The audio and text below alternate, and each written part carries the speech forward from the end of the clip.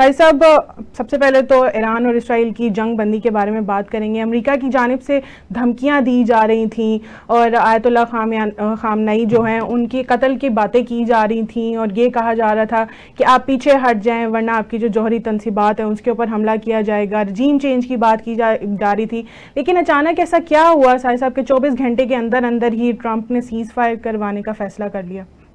اچھا، اس کی ایک بنیادی وجہ ہے اور یہ بڑا میسج ہے.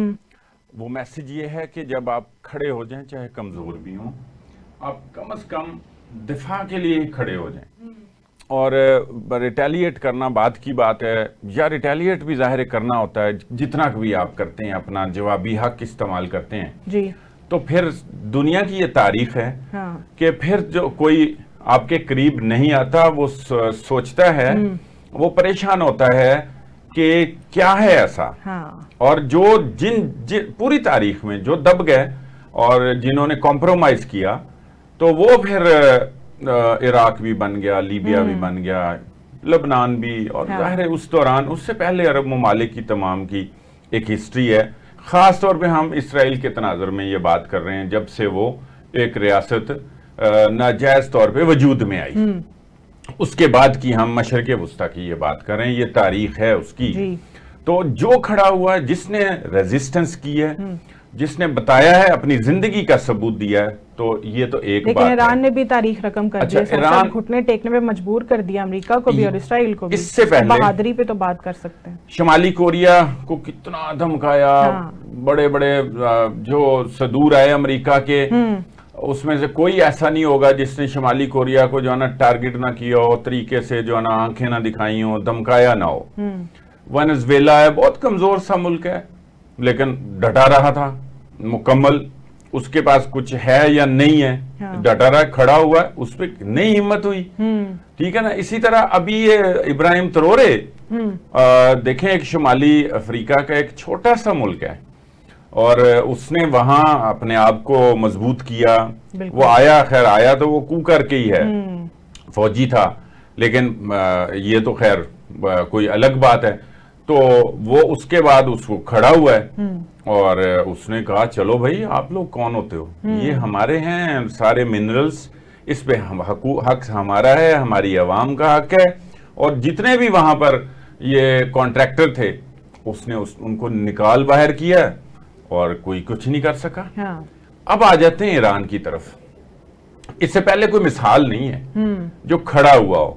تھوڑی سی عرب ممالک نے ایک دفعہ کوشش کی 1967 میں، اور اس میں وہ جو ہے نا ہار گئے. امریکہ نے اسرائیل کا ساتھ دیا اور اسٹریٹجی بھی اتنی کامیاب نہیں تھی.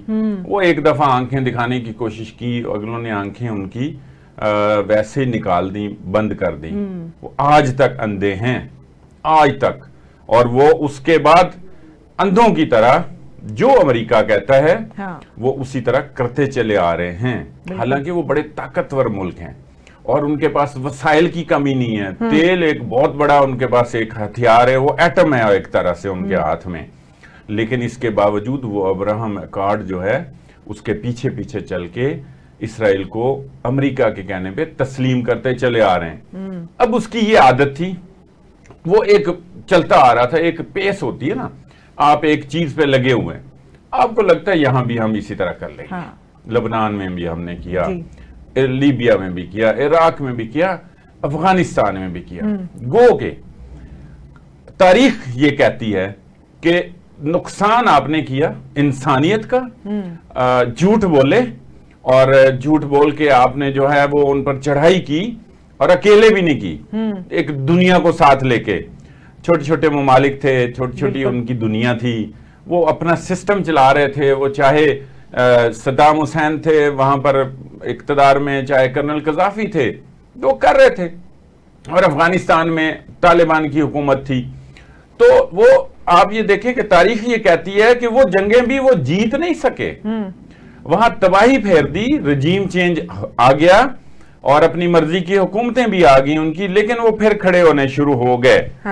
تو تازہ مثال افغانستان کی 9/11 کے بعد 20 سال جو ہے وہاں آپ نے کارپٹ بمبنگ کی، اپنے اسی طرح جیسے ایران پہ 12 دن کی تھوڑی سی وہ ایک ہی دفعہ کی خاص طور پہ امریکہ نے اور اسرائیل کرتا رہا جتنی بھی ان کے پاس طاقت تھی.